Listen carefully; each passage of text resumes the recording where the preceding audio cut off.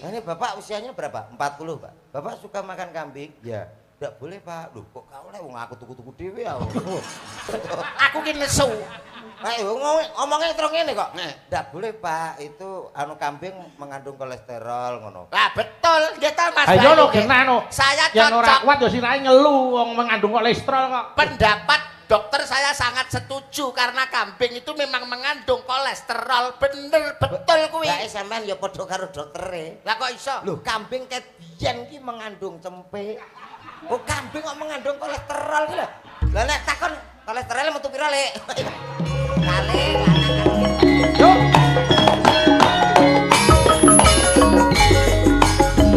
Tangga hati kulima iwernate ingkang direk wana Quran sama nanti kabeh pidus sunara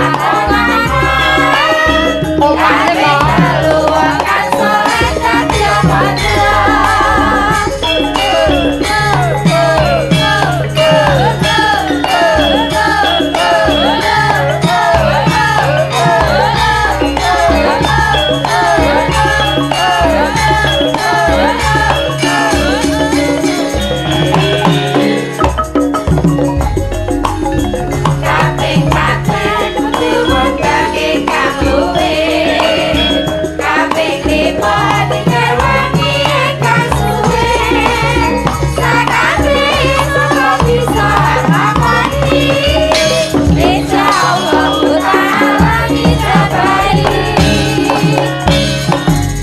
Assalamualaikum warahmatullahi wabarakatuh. Selamat malam Cak Yuda.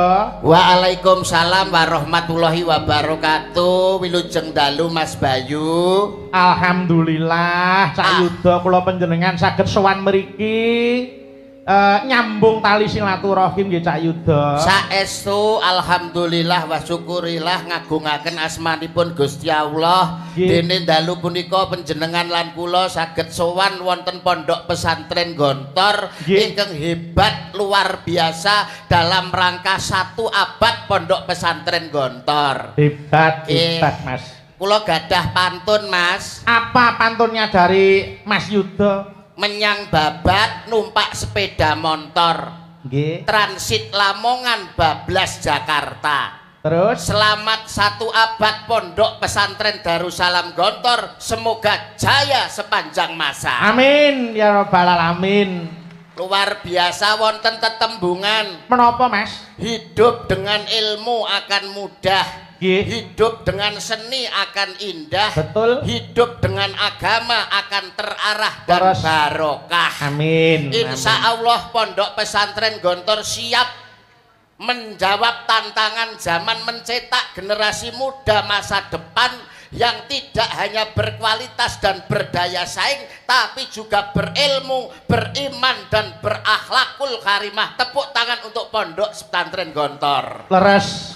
Hebat. Kula percaya Mas, yen to pondok pesantren Gontor akan lebih maju karena saat ini terdiri ada 12 kampus putra dan 8 kampus putri.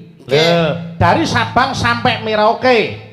Dalam pembelajaran kita sehari-hari menggunakan bahasa Arab dan bahasa Inggris tidak diterjemahkan. Loh niku.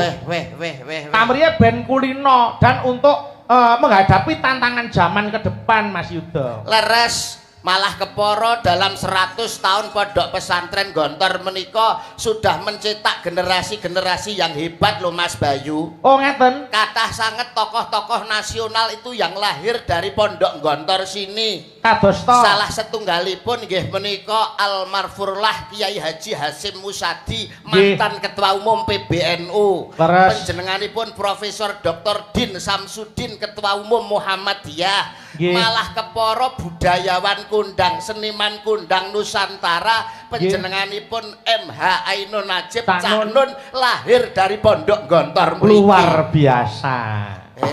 Kebanggaan tersendiri Mas Yuda. Nggih, seneng. Mergo lulusan Gontor kuwi ora bakal ngisin-isinke ning masyarakat. Saestu.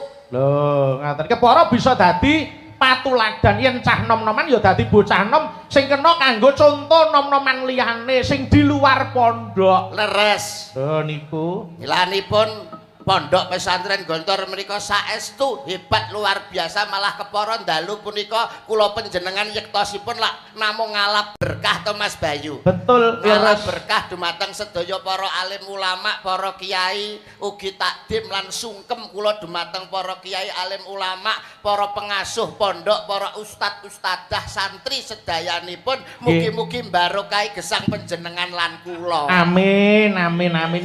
Tur niki ngeten Mas, ini saya bisa matur ini panggung yang luar biasa. Leres. Panjenengan pirsa to, panjenenganing pimpinan pondok wiwit nyanyi Bapak Kyai Haji Hasan Abdullah Sahal. Nggih. Anggenipun lenggah kalian para pamirsa niku kabeh mung semende ana ngersane Gusti kang nyipta jagat. Leres. Lenggahe ana Ibu Pertiwi, pepayone amung Bapa Akasa. Ning nyatane dalu menika dipun paringi tingkas ora udan, tegese kabul sing dadi pandungane Allahumma Amin. Wah, hebat. Dawuhipun para alim ulama, dawuhipun para pini sepuh, Nggih. dongane wong 40 padha karo dongane wali Wali siji. siji. Sing rawuh sakmenten kathahé pun wali pinten ingkang dongane pahargyan kelenggan dalu punika. Betul. Saestu luar biasa berkah Nggih. saestu Mas Bayu. Tur ya ora mung bengi iki kok Mas. Ora mung dalu menika. Pripun? Rangkaian-rangkaian kegiatan menika kathah sanget.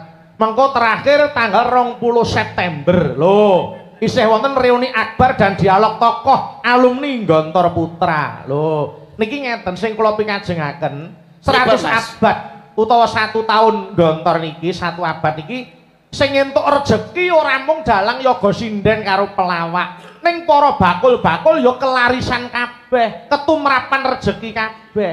Lho, gitu.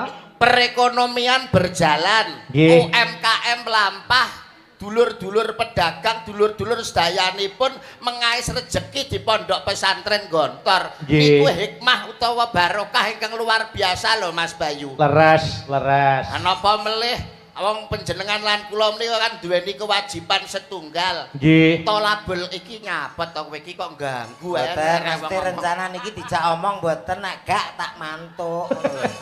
Lah sampean ki rene iki arep omong apa arep Ya nyapa? piye kadung go cangkem Mbok dijak omong ya ta ora ngono. Lah nek pengen ngomong ya monggo tak ngomong digawe kesempatan gitu Mas Nggih, Bayu. nggih, Kaya nggih, aku nggih. dikira epeh ora menehi kesempatan ning gone awakmu. Lah ngoten to Mas Nggih, Bayu. wilujeng dalu Cak Komet. Wilujeng dalu Mas Nggih. Bayu. Kabaripun sehat to? Alhamdulillah sehat. Nggih.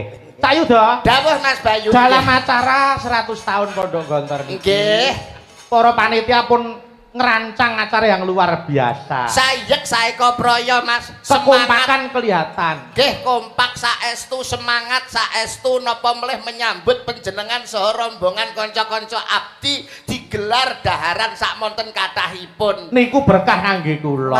Cak Komet. Nggih. Nggih. Ah nderek remen Mas Bayu. Dumugi mriki rak nggih wilujeng ta? Wilujeng. Nggih. Alhamdulillah. Cak Yuda. Dawuh Mas Bayu. Dimulai Nggih, nggih. tanggal 31 Mei Nggih. sampai 28 Juni. Leres. Niku wonten Super Kopas 100 tahun Gontor. Nggih. Terus tanggal 6 Juni wayang kulit. Nggih. 8 Juni tablik akbar. Wah, jeng ben. Oh. Nggih, 20 tekan 22 Juni Forbes National Economic Summit and Expo 2026. Nggih. 20 sampai 21 Juni Sarasean Kiai Pesantren Nasional. Oh niku oke banget niki Wah, acara. wah, wah, padat ning tidak mengurangi rasa hormat ning nyatane sedaya para tamu lenggah mirsani pagelaran wayang kanthi nikmat tur ya memperhatikan pagelaran dalu punika. Leres, Cak Wah, wah, Komet. wah. Nggih. Tak nggih sehat ta? Sehat Mas Bayu. Nggih. Engko Mas sampean. Kok nesu? Alah Kok ora urung yo nesu? ngono Adek. Ha wong ki ora oleh nesu. Mbok Inauloha Maso birin wong sabar. kekasih Gusti. Lah ngono kan ya paham to kowe Lah iki. anak kok iya beda kasih kok. Becik ketitik. Kala ketara. Lah palno kowe koe Wong- ing ngarsa, Sung tulodo. ing madya, Mangun karso. tutwuri. Handayani. Paham ngono kowe. Maksudnya nek- Gono Mas- caraka. Doto sawala tak kepruk boto bongko. Kok nesu. Nek ape Kok omong, nesu. Tengajenging para alim para Iki ulama para aja alim ulama, nesu. para Cek bini jelas sepuh. to wong sing nanggape pondok kok. Sivitas akademika, Lah. ilmu pendidikanmu ki kudu dijaga. Awake dhewe ki sowan ning ndi papan nggawa empan, iso mapakne ning gone awake dhewe kok omong sak omong kok iso iki lho. Ora seneng aku. Karepku ki ngene lho. Piye nek arep ngomong digawe kesempatan nggih Mas. Nggih karepe pripun? Monggo. Karepe pripun? Lah, Nek Pak ngomong. Yudo ditangkleti kathah, kula nggih ditangkleti kathah. Oh, Lah, ngaten. lah trimo kok sehat. Lah nek ora sehat mosok tekan kene. Wis karo anak ngene iki iso tipip sehat. Positif. Positif kok iso tipip. Oh, alah dadi sing kutakon kurang akeh. Nggih no. Oh, nggih. Ngeten, Cak Komet. Nggih, Mas. Panjenengan kula rawuh saking dalem pundi daleme? Dari Bojonegoro. Cobi Bojonegoro dugi Ponorogo medale pundi mawon Mas sebutke wis. Nggih. Oh, Kathah anu, niku. Bojonegoro ngidul Ngawi. Nggih, terus Ngawi kula terus Mospati terus teng ngriku setengah jam.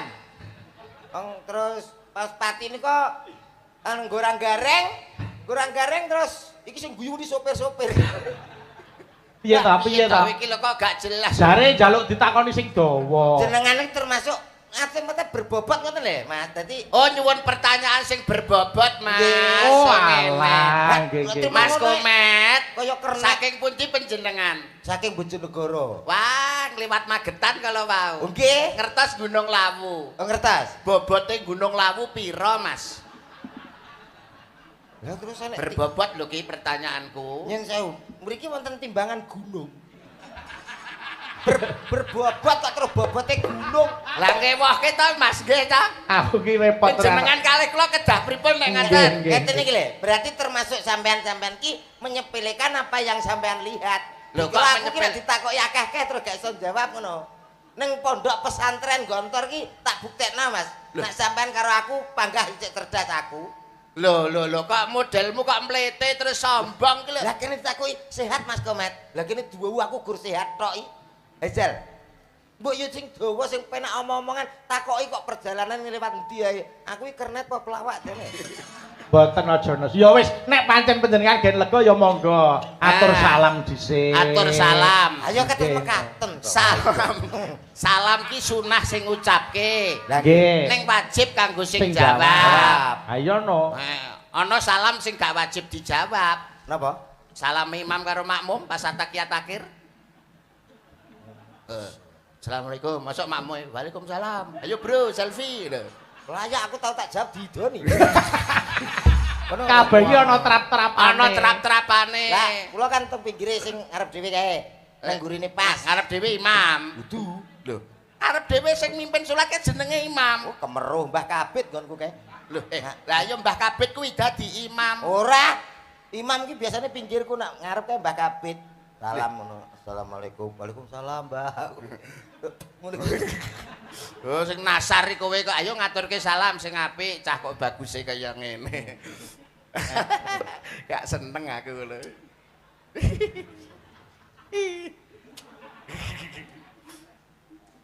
Assalamualaikum warahmatullahi wabarakatuh. Waalaikumsalam warahmatullahi wabarakatuh. Alhamdulillah. Suarane gawedi, Elok. Mas. Alhamdulillahirabbil alamin. Bocah kaya nyambik lho kok iso. Wis guyu ki lho wis diruwokke tenanan kok. Ya ya aku ora ganggu lho Ki. Ganteng-ganteng no. Delokne nyambik. Bismillah. Alhamdulillah. Alhamdulillahirabbil alamin. Sholatu wassalamu alaikum warahmatullahi wabarakatuh. Waalaikumsalam warahmatullahi wabarakatuh. Alhamdulillah. Alhamdulillahirabbil alamin. Sholatu wassalamu alaikum warahmatullahi wabarakatuh. Waalaikumsalam warahmatullahi wabarakatuh. Yang sewu Bapak Ibu niki teng pondok ampun cengengesan nggih. Dadi dijawab salam kula. Assalamualaikum warahmatullahi wabarakatuh. Waalaikumsalam warahmatullahi wabarakatuh. Alhamdulillah. Alhamdulillahirabbil alamin. Sholatu wassalamualaikum Mas, warahmatullahi. iki lho. Wis sampean arep mukadimah ta? Nggih. Iki ora mukadimah lho. Lah napa? Iki mukok-mukok jenenge ngene iki. Iki Mukadimahmu ki lho piye? Salam kok mulek. Mulek kae iki lho. Kudune kan as-sholatu wassalamu ala asrofil anbiya. Waduh kurang ambiak berarti. Pabyak apa? Ngambyak untumu kuwi kok iso kurang ngambyak. Alon-alon piye Mas? As-sholatu wassalamu ala asrofil anbiya. Tanggap pondok lah ngapal seminggu. Mulane kudu hati-hati. Assalatu wassalam Allah. Allah. Assalamualaikum. Alah. Kok iso Wes dang anu ngene lho. Salatu wassalamu ala asrofil anbiya wal mursalin. Ah. Sayyidina wa maulana Muhammadin Nah. wa ali wa sahbihi ajmain amma ba'd. Wah, hebat. Pertama-tama sebelum yang kedua, Lho, piye to? Kok pertama-tama Kok pertama sebelum sebelum yang kedua gitu? maksudnya piye? Maksudmu lho. yang pertama ya saurunge loro to, Mas. Lah iya, Nggih. bener. Pertama-tama saya mengucapkan terima kasih Apa wis dikeki? dereng. Sambutan kok nyauti wong iki lho. Lah niki takok. Lah aku kan yo cejakmu mbok Anggepen penonton sing ganggu, dadi aja direken. Aja mbok reken. Ngono. Pada malam hari ini Bocah apa kuwi anggere nek lampu iki jenenge bengi. Malam wis ngerti kabeh. Kok iso iki piye? Malam iki wis ngerti nek malam. Nyapa mbok genahne mbok jelasne. saya di sini. Alah apa dikira wong semene iki mripate wuta kabeh genah ngerti nek awakmu ning kono kok. Kaget aku. Mbak kira nek alun-alun. Wis ngerti kabeh nek ning kene. Aduh repot. Karepku ki sambutan. Lo pengen sambutan to? Yo iya kok iso. Yo ndang kok iso. Dalam rangka donga. donga apa? Lho, piye to? Lah teng pondok donga padha karo nguyahi segara no. Dongakne kanggo pondok gontor kene ki lho. Gak. Kok iso gak piye to? Lah napa mandi wong mriki kathah para yai. Lho nek sampean donga diamini wong semene akeh niku insyaallah mandi. Mandi nggih? Mandi no. Mandi. Nek kula donga diamini tiyang kathah mandi. Mandi. Muga iso tuku mobil neh. Lho lah gak amin. Ketae kok gak ikhlas aku. Lah dongamu ki kanggo kepentingan pribadimu lho. Gak oleh, Donga kanggo pondok gontor kene. Lah, kamu supaya pondok gontor kene ki maju dikapakne ngono lho. maju disurung. Aduh repot musuh Ngene catron. iki. Niwon, Supaya pondok gontor iki saya dhuwur. Lah lho dikapake. Dikapakne. sik nambahi. Lah saya dhuwur ngene iki ditingkat malih. Nggih ta? Maksudnya ben apik, Dicet. Cet. Pi. Tenan. ngeten lho, jak ngomongan gak nyambung lho Mas. Nyambung lho, Mas. Nyambungmu ki lho nggon ndi? Paling ora ya awakmu kan sebagai orang tua. Oh ya anggur orang tua. Karepe ki wong tua sing wis duwe keluarga, wis duwe keturunan anak. Nek pengen mondokke putrane, golek pondok sing berkualitas. Golek pondok sing bener-bener hebat didelok saka bagaimana pondok itu ning gone pondok gontor. Supaya anake dadi anak sing cerdas, anak sing pinter. Ngono lho, duwe anak ki didongakne anake pinter. Di sekolahke dipondokke ten mriki. Nah. Nek reguler niku wit saka kelas 7 nganti kelas 12. Nek intensif saka kuwi mung 4 tahun ana pondok ditempuh 4 tahun. Oh, ngono. Sampeyan nggih gadah putra to, Mas? Ya duwe to? Pinten? Papat. Wah, sekolah nang kabeh. Ya sekolahne kabeh. Pinter-pinter no? Ya pinter to wong dongane wong tuwa ki supaya anake pinter. Wong tuwa dongane muga-muga anakku pinter. Lah putrane nggih di sekolahne dhuwur. Lah iya no, wong ya ben anu kudu dadi wong sing hebat, wong sing pinter. Lho kok padha bangga-bangga to? Piye nek ra bangga wong duwe anak pinter kok. Anak pinter kok ora bangga. Nih, kula ngomong mboten sekedar ngomong. Ini ada melalui survei. Surveimu ki lho Kok melalui survei-survei sing Sampeyan piye? nyekolah anak pinter, getun sok ben. Kok iso getun? Wis to, percaya aku. Aku ki melalui survei BMKG. Lho sik ta. Kuwi ra ngurusi perkara gempa. Niku. Piye. LSI Lembaga Survei Indonesia. Lah, itu sudah melalui survei. Piye kuwi? Anak itu paling tidak, kalau menurut saya, paling tidak punya 3. Oh, loro duwe anak. toh? 3. Loro sesuai program pemerintah. Itu kabeh. kalau program pemerintah. keluarga bercelana kuwi. Berencana. Masa direncana nek gak katokan pare panggah dadi to kok iso. Iya. Lah iya, sing anak kudu Duwe 3, minimal harus 3. kok bisa Mas? Karena tujuannya sekolah dipinterno anake iki mau sing loro, 1 dan nomor 2. Nomor 3 iki goblokne ae. Gak usah dipinter. Kuwi jenenge ya pilih kasih no. ban cinde, ban silakan. Sebagai orang kowe. tua tidak boleh pilih kasih, semua harus mendapatkan cinta kasih yang sama, tresno sing padha. Nggih, nek ini ada penjelasannya. Alasane. Alasannya ngeten nih Mas, nek sing di sekolah noki kabeh ya ta, He. pinter kabeh, sukses kabeh. He. Kamu kok awake dhewe wong tuwek iki saya tuwek saya pikun.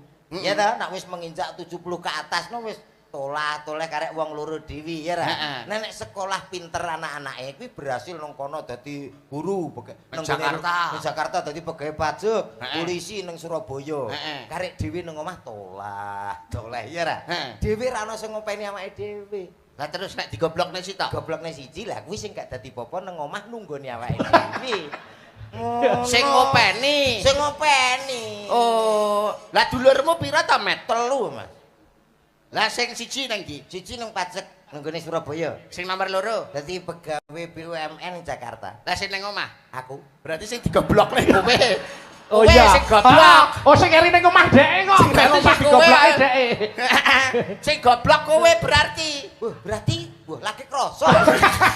Berarti aku. Kok Berarti aku. wong duwe program dhewe kok ora iso ngrasakne. Anak ki dipinterke. Nggih. Aku kan anakmu kan ya sekolah. Sekolah no. Sekolah ben apa? Ya ben padha karo kanca-kancane. Lho, Kok sekolah kok gen padha karo kanca-kancane. Nggih, Pak. Kula niku mboten maksa lari-lari kok pinter arepe, ora pinter ora masalah. Yang penting sugih. Ngono. Wis. Nggih, Pak Bu nggih. Kula dongake mugi-mugi sedaya sugih Allahumma. Min. Oh gak maksudnya dengan pinter, dengan kemampuannya, dengan skillnya akhirnya nyambut gawe song kelompoknya duit akhirnya dadi wong sugih. Ora mesti. Tanggoku ki pinter ya gak sugih belas. Kowe ngerti sing bobol ATM, kae wong pinter-pinter lho, Mas. Iya wong bobol ATM kae wong pinter. Wong pinter kan nek gak pinter mesti kesetrum ndase kae. Kae nyatane yo gak sugih-sugih ya ta. Oh iya Sing ya. penting iki sugih. Lah tapi kan nuwun sewu Mas Bayu Nggih. nggih. Ana tembange kuno jaman biyen kan ana tembang kuno. Piye? Bocah pinter besok dadi dokter. Tumpakane montor helikopter. Pura bangga wong pinter dadi dokter numpake helikopter. Lah Lho, sampean sing gak pengalaman. kok ngelokke gak kepengalaman? Bocah pinter sok ben dadi Dokter. ora kabeh dokter pinter. Kosek ta, kosek. Iki kok apa-apa kok sarwa disalahke to. Lho salah no, Pak. Lah nek ora pinter ya ora bakal dadi dokter to ya wong kuwi melalui proses beberapa apa pendidikan kok. Lah nyatane wong kula mbuktekno dhewe nek pancene pinter nyapa aku mreksakno anakku kok ditakoni. Sakit apa, Pak? Lah aku ngerti nyapa tak korene. Iya ta? Kudune wong pinter aku lagi gendong anakku ngono. Ini kena malaria lho ngono. Iki ditanes lho ngono. Ya jenenge prosedure kesehatan ki nek jenenge dokter iki diperiksa dulu lagi ngerti penyakite. Apa diperiksa ya gak nyenengke belas. Kok gak nyenengke? Anakku gur ditul. Udah ndak apa-apa ini ngono lho. Lah wong ora kulaan mbok ditutul rata. Dadi kan awake dhewe iki puas ngono. Maksudnya ditutul pindho ki dokter wis bisa Iki kuwi dinggo mendiagnosa. ngecek detak jantung, kecepatane pira, ngono. Jenengan kok ketoke mbantu dokter. Wong dokter mari ngono terus ngomong, "Ndak apa-apa, ini ringan, Nggih. cukup dirawat jalan aja." Loh, aku yo nesu no sebagai bapak. Lah kok nesu? Lho dirawat nang dalan yo nek naik kendaraan. Anak kendaraan Allah Gusti, cah kok goblok murah umum lho. Lho, dokter ngono. Karepe dirawat jalan kuwi ya Mas Komet, Nggih. kuwi nek ngrawat karo mlaku. Apa iso? Masang impus kuntal pil. Ayo, Dek, ayo, Dek. Dek. Ayo kok kamu kok gerak terus ta ya. Ora iso lho, Mas. Ya aja kaget Mas Yuda. Nggih. Sedulure dhek rak 3 to. Nggih. Dhek rak sing nomor 3. Lah niku kok Aja kaget. Aja kaget. Kene lho, Met, sing dikarepne rawat jalan ki awakmu gak nginep ngono. Lah aku nginep ya apa kenal ora kok nginep lho. Lah nek kuwi nggone keluarga aku nginep. Rawate ki lho karo mlaku. Ora iso. Ora oleh nginep kowe. Ya yo ora kenal yo ora ngene. Rawat jalan iki tegese ora diinepke ning rumah sakite kuwi. Ora kon turu ning rumah sakite kono. Ning dalem kok doktere nyawat-awati saka kadowan. Ngono lho. Oh ngono. Heeh. Ya apa ora dipasang CCTV. Ha terus doktere ngomong piye meneh? Heh? Doktere ngomong piye meneh? Aku mari ngono priksa. Nggih. Apa kowe? Lah kok iso kewemeruh to? Kok dokter kok kemeruh pancen dokter ki yo ngerti. Nah, ini Bapak usianya berapa? 40, Pak. Bapak suka makan kambing? Ya. Tidak boleh, Pak. Loh, kok kau wong aku tuku-tuku dhewe ya. Enggak begitu. Maksudnya dokter ki kok ora ngono. Ora kok yo aku ngerti nek kuwi dhuwit-dhuwitmu dhewe lah tuku-tuku dhewe aku ki ngerti. Loh, tak suwampet pisan nek wis suwe. Senenge. Nesu aku ki nesu. Aku ki nesu. Ayo ngomongnya terus ngene kok. Nah. Ndak boleh, Pak. Itu anu kambing mengandung kolesterol ngono. Lah betul, nggih ta Mas. Ayo Bayu, no nggih. genah no. Saya Yang ora cocok. kuat yo sirahe ngelu wong mengandung kolesterol kok. Pendapat dokter saya sangat setuju karena kambing itu memang mengandung kolesterol. Bener betul kuwi. Lah sampean ya padha karo doktere. Lah kok iso? Loh, kambing ket biyen ki mengandung cempe. Oh, kambing kok mengandung kolesterol ki lho. Lah nek takon kolesterol metu pira, Lek? Kalih lanang karo wedok. Enggak, maksudnya bener gitu. Iya. Nek kambing kuwi mengandung cempe bener. Iyalah, ya. Maksudnya cempe ki lho, karo kambing Ya. mengandung kolesterol. Oh, berarti putune kambing. Berarti putune kambing ki jenenge kolesterol. Daging kambing Iya, iki lho. kuwi ana kandungane. Nek makan banyak, Ya. itu nanti bisa kena kolesterol, Kolesterol. akhirnya darah tinggi terus stroke. Berarti kakean daging. Iya. Lah macan kan bendino panganane daging kok ya ora stroke. Ora. Wong nek ra pengalaman, wong Nggih. nek ra pengalaman, Ah. menungso nek kakean mangan daging stroke. Stroke. Macan ke kakean mangan daging, stroke parah Mas Malan. Tandane kuwi ngeyel maido kuwi. Macan ke stroke malah parah. Kok iso parah ya? Mlakune ngantek ngene lho, Mas. Coba nek ora aku kan mangan, dek iso mlaku. Heeh. Sikil gandeng Ngadeg kae ngene. ngadeg gandeng dek kolesterol, kok kan mangan Akhirnya daging ngene. mlakune brangkang. Brangkang Pomo parah ke stroke. macan mlakune ngadeg no paling enek macan tos. Kok Aja senengane. padu, Boten, nggih. rasa udur. Filosofi yang baik untuk pondok pesantren Gontor sedikit kata mutiara kanggo sampean. Nggih. angsal ta, Mas? Monggo, Boleh, asal, boleh. asal, boleh. Nggih, saya mboten atekis kula kok ngurui napa kula keminter nggih pangapunten Awit. ingkang kadang. Ning saderengipun Nggih. filosofi menika dereng nate ditemukan di mana-mana. Weh, Lah, temuan baru. Urung ditemukan arep mbok omongne iki lho. Lah ya iki cek golek kok. Oh. Kono ya duwadak ya. Iya. Nggih. Jadi tidak usah orang hidup tuh perlu mencontoh filosofi yang satu ini. Ada 3 filosofi yang bisa kita ambil dari nama-nama setan. Lho, wis setan. Kok iso setan tok gawe rene iki? Ya wis pas Mas nek setan ngomong setan ki ya wis pas. Maksudnya jangan ngentahi ngono Mas, iki kan ambil filosofinya. Dari sisi baiknya. Sisi baiknya. Mengambil filosofi dari sisi baiknya setan. Setan Apa wae? ada tuyul, ada kuntilanak, Terus dan pocong. yang pertama filosofi tuyul. Yang pertama setan-setan gundul. Heeh. Nek gak gundul aja dadi setan. Alah iki lho Oh, setan. bangsa. Setan gundul utawa tuyul. Tuyul. Mengandung filosofi bahwa marilah kita hidup mandiri iso golek duit mulai sejak kecil. Lah ngono lho. Oh iya. Kuwi Oh, iya, iya. filosofi. Kabeh iki ana sisi baik, ana sisi buruknya. Sisi baik. Tinggal bagaimana kita melihat. Mensikapi Nggih. nggih sejak dini sejak kecil bisa Wes. mencari uang sendiri, Iya. berdikari atau mandiri. Mandiri. Hebat ki nek tuyul. Yang kedua ada kuntilanak. Filosofinya apa nek kuntilanak? Filosofinya kita harus meniru bahwa dalam keadaan seneng maupun susah tetap guyu. Oh iya. Ya, ya. Tetep ketok bahagia. Bahagia. Wah, filosofinya masuk Mas. Nggih, Yenar. masuk, masuk. Hebat tenan. Terus sekarang Terakhir pocong. Pocong mengajarkan kita semua untuk hidup selalu sederhana. Artinya pocong kuwi ket biyen mulai biyen kan tek saiki kan nganggone putih, gak nganggo rena giwang ya gak gawe. Sampeyan tahu teman pocong kok nganggo merah putih ngono apa mana? Apa Enggak. nganggo batik kan ya gak putih. Aku petuk ngono ya. Hah, iki neh.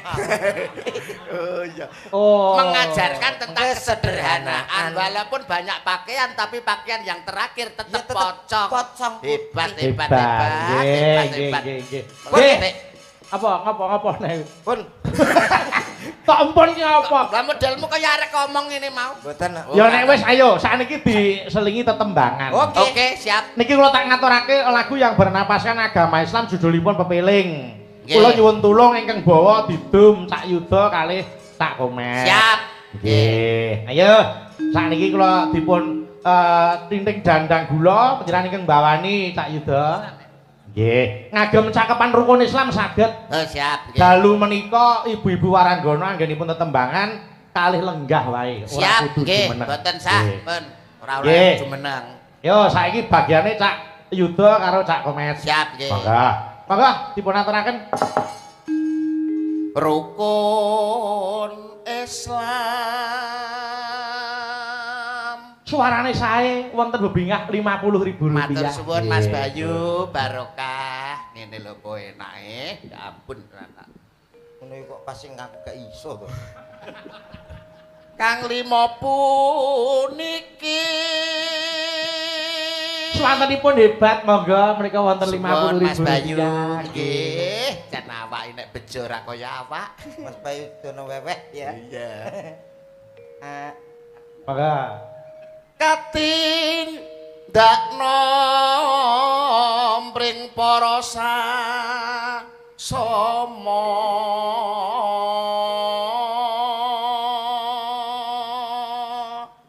Nano. Nano. alah apa lho? alah Kuwi Cak Yuda. bagianku aja padha ditinggalke Swantenipun sae monggo wonten bebingah Suwun Mas Rp50.000. Bayu, matur nuwun. Gentos Cak Komet. Ayo. Monggo.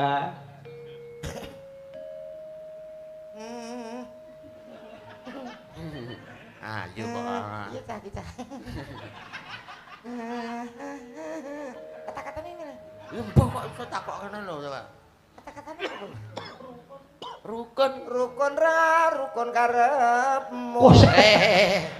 Kok Kok rukun ra rukun karepmu ki lho, lambemu ki lho ngger jebles ae. Ora, Rukun aku- Islam puniku. Nah, ayo. Suaraku ya.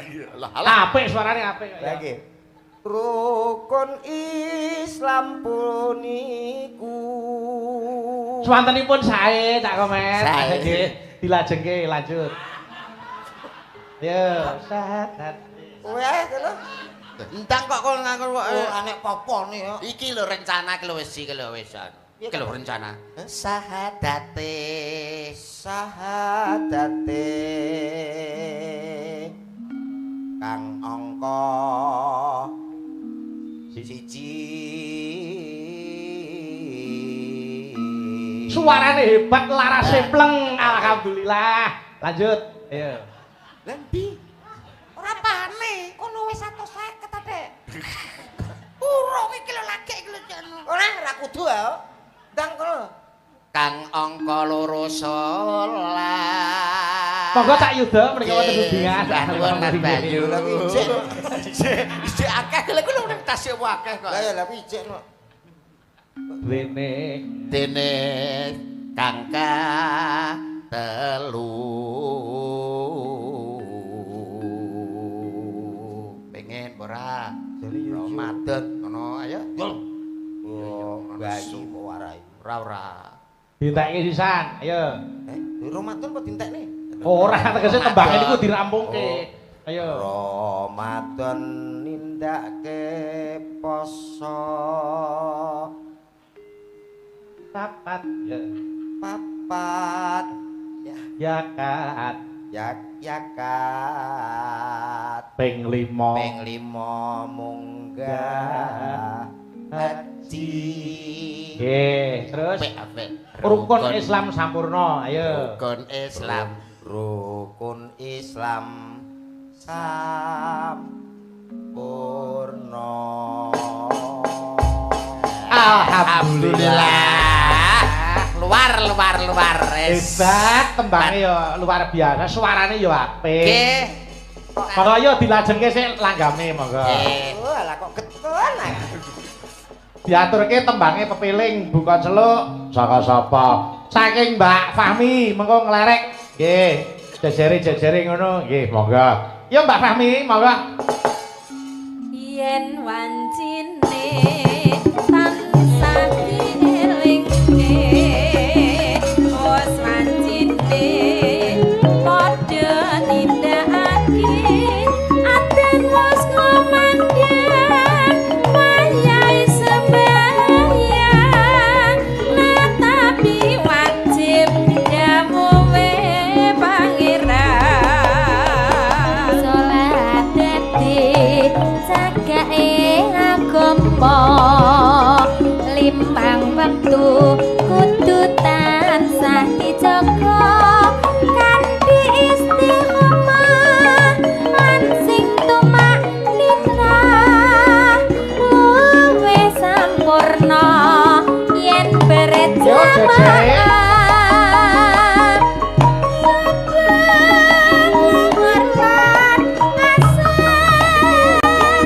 Salat sayang ningatake tidak mungkar magrib lan isa cakapin prayogane ditambah salat Yo, jejere.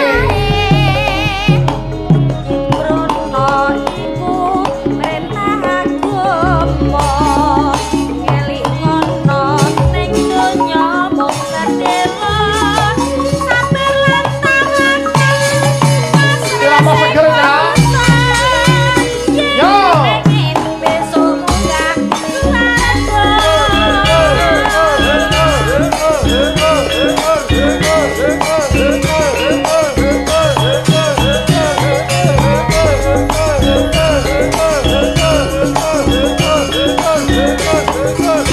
Monggo urus daya. Monggo. Yo. yen wancine tansah dielingke wis wancine padha nindakake adan wis ngandhang wayahe sembahyang nang tapi wajib gawe pangeran salat dadi cagake agama limang wektu kudu tansah dijaga kanthi istiqomah lan sing tumanina luwih sampurna yen berjamaah Luhur lan asar. salat sayang ningatake tidak mungkar Maghrib lan isya jangkepe.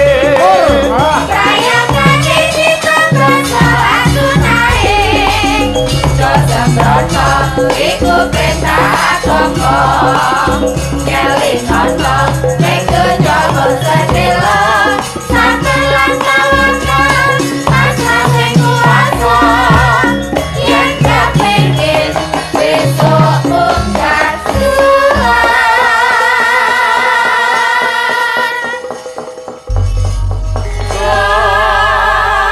Mas Yuda, Nggih.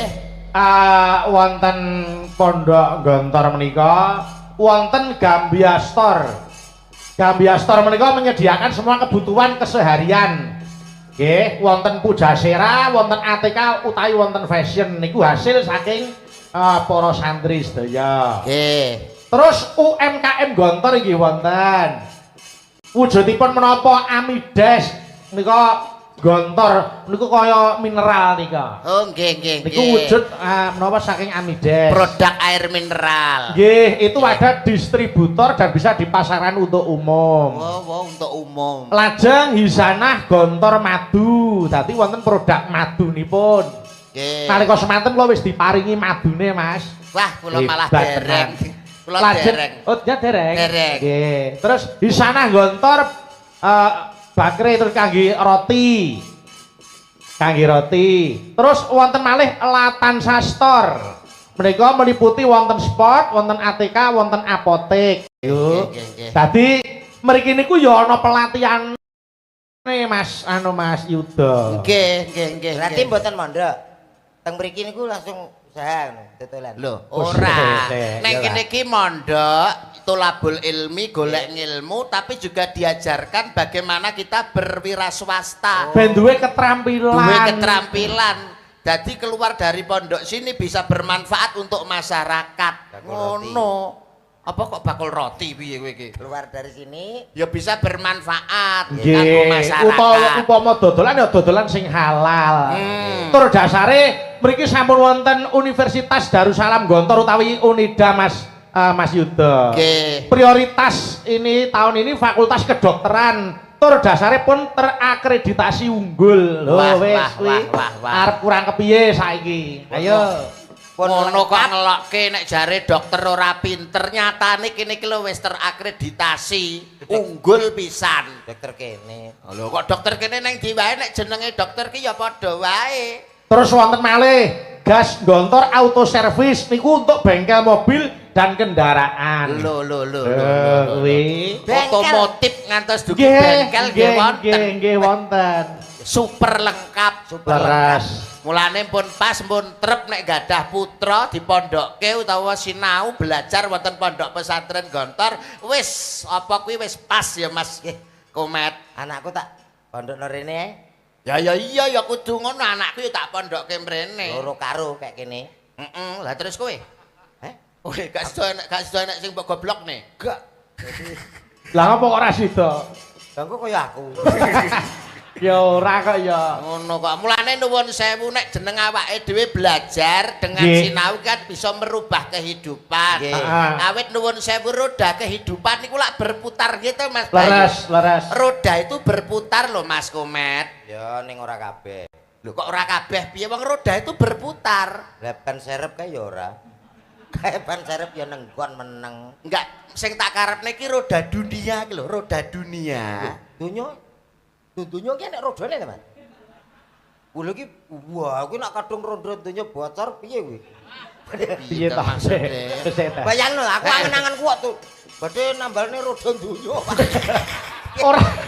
Ora kok secara fisik wujud Aja bangki mbok ora. Aja mbok pangan tah ngono kuwi lho Mas Komet. Sing tak karepne wong urip ning alam donya ki kan wang sinawang. Nggih. Kowe nyawang aku nyawang kowe ngono lho. Oh. Piye? Kok terus mlengtok piye? Lah terus Malah iki mbok sawang tak culek sampean mripat. nyawang aku nyawang kowe. Tak culek mripatku lho kok iso. Kok keliru ae. Maksud iki kadang kala awakmu ki sok ning ngisor, sok ning dhuwur. Oh lah ngono kan kadang-kadang pancen iya.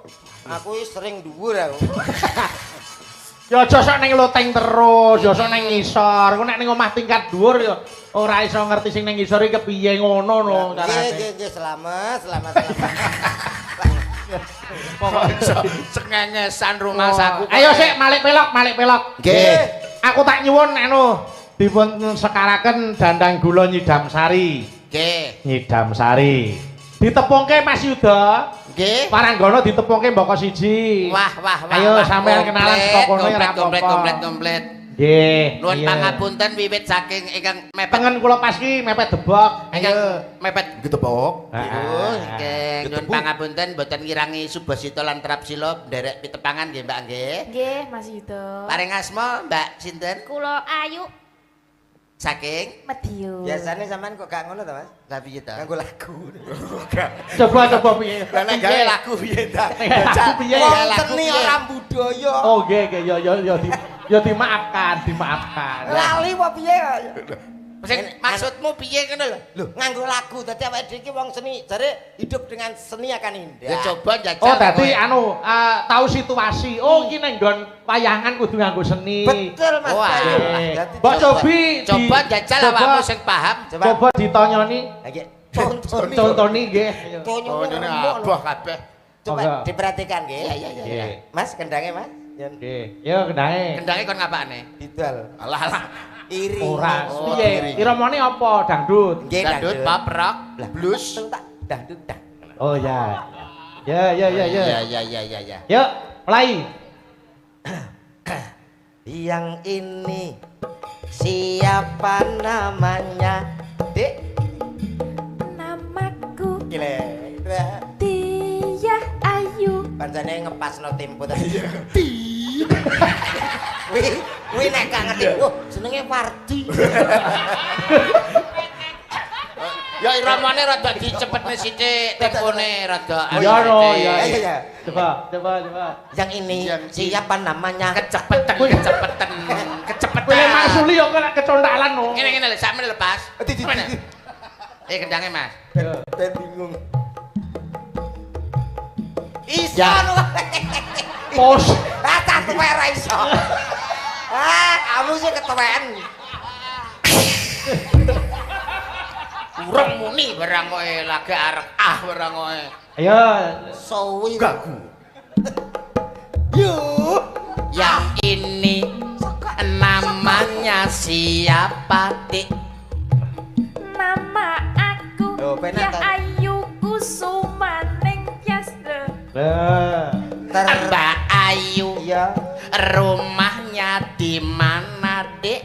Medion anak Pak Yogi. Rumah Alah, saya Ben kono lho. Pose ta. Mas, apa Sing itu? Mas Suli iki ben kene. Apa dhewe iki wis ngerti tok-toke gak ngerti ngono lho tak tuwapok tak suweki raiku. Raimu. Ngutang lali ngono lho sampean. Ayo. Mbak Ayu, rumahnya di mana? Rumah saya di kota Medion. Oh. Apa kamu sekarang masih sekolah, Dek? Iya, aku hari ini masih kuliah. Kamu semester berapa sekarang? Wes sampai subuh. Aku masih semester 2. Oh, kowe, Cang. Empun. Lho Kok ampun, ya, toh? Isih terus. Sebelah. Apa iki piye? Sebelah jajare. Sebelah kok tak Mateke wawat. ampun. Ya. Untuk yang ini Terus jajare. geser lagi. Namanya siapa? Yo. Aku Iya. namanya Dini Wahyu. Lah kok ndi? Lah kok ora tekon kok kondi piye? Dilagokke kok kondi? Kondi. Kamu Nah, asal dari mana? nah ngono lho. Asalku Iya, Dek. dari kota Nganjuk. Oh, Nganjuk. Terima kasih. Terus lanjut geser. Ngerotok. Yang ini siapa namanya? Dek, semangat.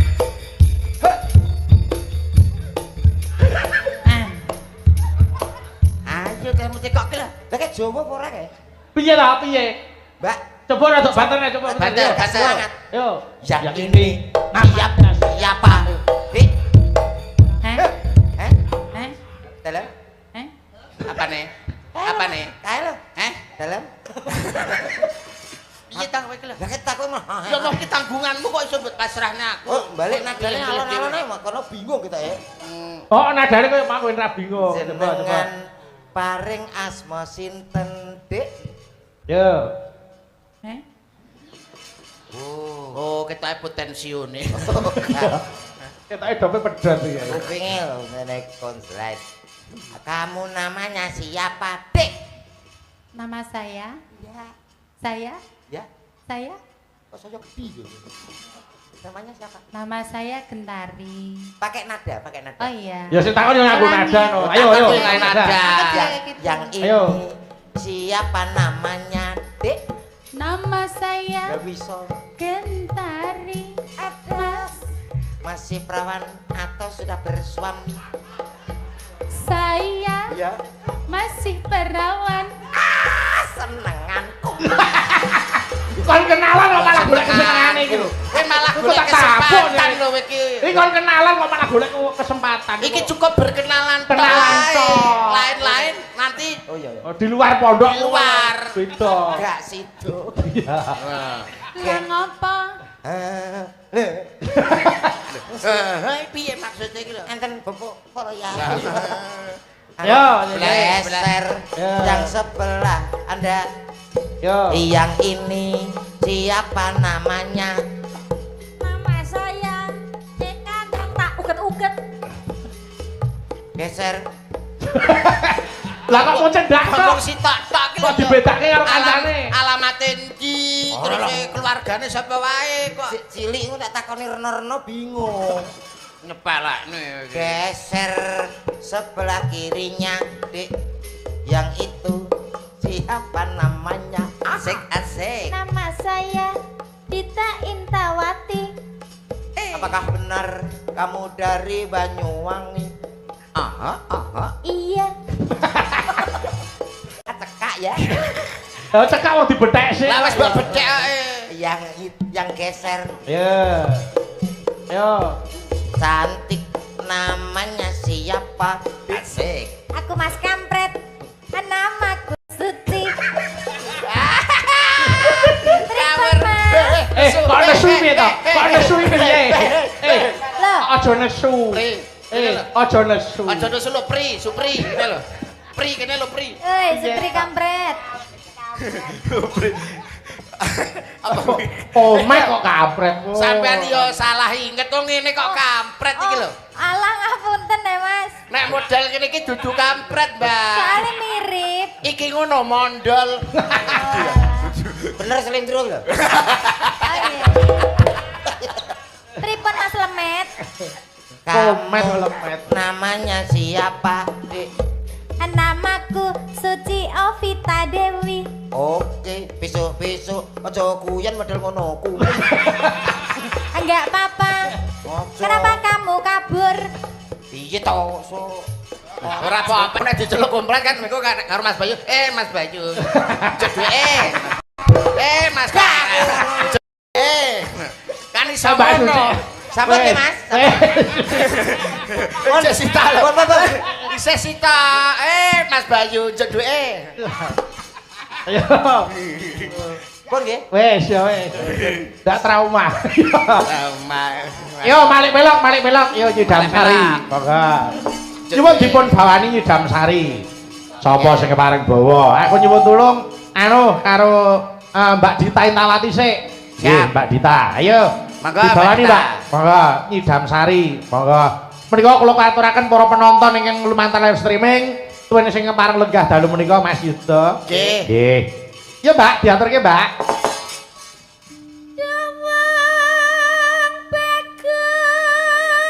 Aku. Kowe sing dilem kowe. Jedhe. Dah. Ngono ae.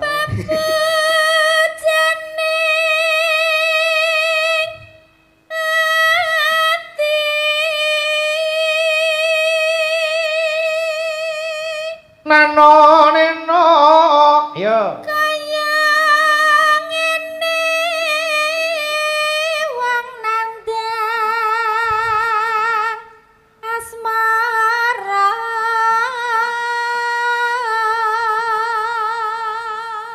Nano. Apa to awakku dhewe. Mas Yuda. Nggih. Mbak Dita niku piyai putri selirane panjenengan apa dudu kira-kira? Lah nek kula nggih nek kalih nggih. Lho, nyapa to hae-hae iki lho. Wis tak Ora nek Mbak Dita iki nek Piye ngopo kuwi kok? arek ngomong apa kowe iki lho wong ditakoni karo Mas Bayu kan wajib pun jawab to. ya engko tang mbok anu. Ora. Nek ndelok Mbak Dita ingkang lencir kuning merak ati menika nggih. Saestu nggih nek kula nggih cocok utawi nggih sarujuk menawi. Cara roman ing jero taman ngoten panjenengan mlaku karo Mbak Dita terus mang tembangke apa nek panjenengan piyai loro ngono ing taman ngono kae. Halah nggih tetep lagune jumbuh kalian lagu punika. Pripun? Upama sliramu sekar melati, aku kumbang Nyidam Sari. Enak ya ta, nggih. jumbo. Cak Omet. Nggih. Upama panjenengan dadi bojone Mbak Dita, kuwi roman nggon taman mlaku wong loro digandeng tangane terus sampeyan nembang apa? Wah, kicomania. Wah, duh. Kok Piye to kuwi? kicomania? Kok iso kicomania iki lho? Sing piye lagune iki lho? Kicau mania. langsung dangak to, Bos. Semangat lho maksudnya. Nyun sewu Mas Bayu. Nggih. Menika tukang setting betanane jenengan apa saking mriki? Saking mriki. Iki saking pondok. Edapi. Lah napa ta? Apa? Tukang setting gen kula nika mboten enten lho sing kaosan anu. Niki ngangge jas. Nggih. Gen kula nika nek jas-jasan paling gak naib, nek gak ngono MC. Pancen yo ning pondok kok. Lah ya kudu disesuaikan. Ndang nggih. Jumbuhke sasana. Yo, lanjut Palita. Nano Dewa Oke, terus mriki Mas kirang kalih kerduse mriki. Allah. Oh ya lho pen ya.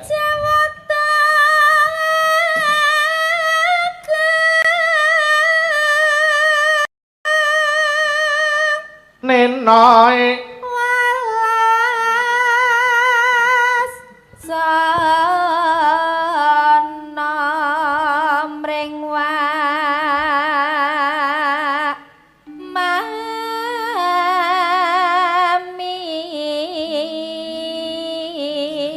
Mbak Dita iki cara buah apa Mas Yuda? Mbak Dita menika umpami buah nggih paling boten menika nggih apel Malang. Wah, apel Malang. Gilap ijo pecah biak ngono iso kumut-kumut ngoten nggih. Nyegeri. Nah, Nah. Nek ayu tengenku pas ayu ki. ayu Nggih. nek nayu menika nek saking pamawas kula kados buah semangka tanpa biji. Weh. Pecah biak ngono ke banyune sekotos. Mas Komet. Nggih, kelemet. Nek gentari kuwi nek cara buah apa, Mas? Niku mboten buah ta, Mas? Lah apa? Lah apa? Apem. Kok iso apem iki lho. Kok adoh men mlayune. Iki khusus buah. Buah Apa ta? buah wis entek? Duren. Wah, duren. Duren ketinggalan jaba niku lincip-lincip ning asline njero daginge loweki. Wah. Misalkan kula niki generasi Gen Z Mas Nggih, Bayu ha. bercinta dengan Mbak Dita Intawati. Nggih. Kula mesti ngomong ngoten, Mbak Pripun? Dita, pripun Mas? kamu punya uang 2000 ya? Punya. Buat anu itu loh, markir hatiku ke hatimu. Wah. Ngono lho Mas. Generasi Aku muda. ya iso. Mbak Dita, Pripun Mas? kamu punya rumah? Punya dong. Aku punya tangga. Bagaimana kalau kita berumah tangga? Ngono kuwi. Ayo, pesen. Ayo peri. Wah, tafu. Ayo. Mbak Dita, kamu punya rumah? Lho, Wis wis lho lho. tapi ya to Mas. Aku Wis lho mau. ditakokne kok mau. Kupinge ora krungu to ki lagi bae Kuping bosok ya ngono ya. Kamu punya leng? Apa tikus lho iki menungso kok ngelengi lho. Rumah Lah sama. mungkin apa yang ngerayu? Ya pun monggo ayo. Kalau boleh tahu bapakmu penjual pendal ya? Ora Mas. Loh gak toh? Gak. Ah, salah. Berarti salah. Ora Dita iki. Lah kita sing ndi? Dita sing tabute kriting lho. Oh, duduk kita iki. Dita ndol apa? Yo lanjut Mbak Dita. Yo. Besok kapan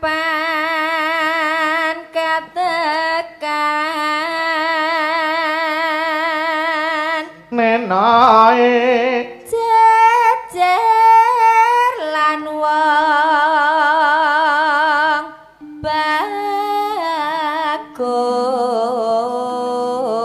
bagus. Lanjut. Manorane. Yo.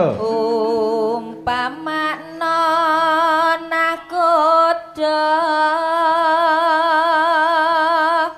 tanpa prau Gronjal.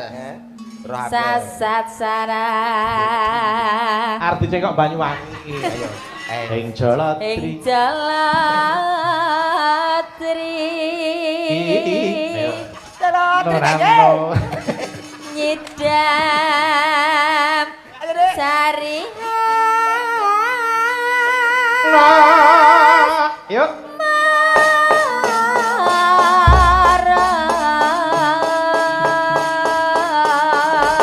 Monggo langgame nyuwun tulung Mbak Eka perhatining sih. Monggo. Ya Mbak diaturke. Monggo. Yo.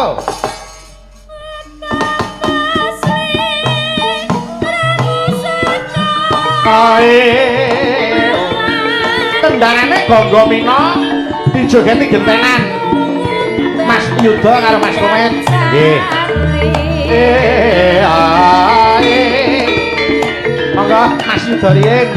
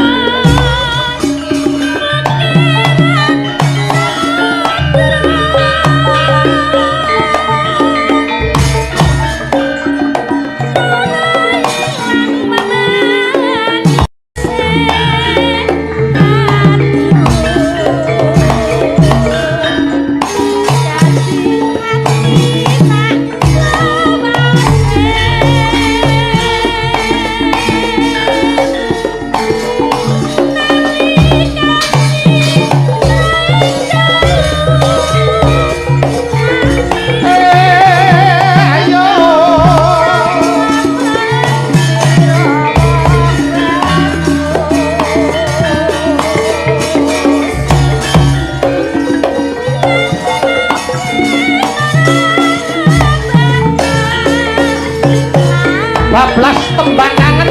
Monggo.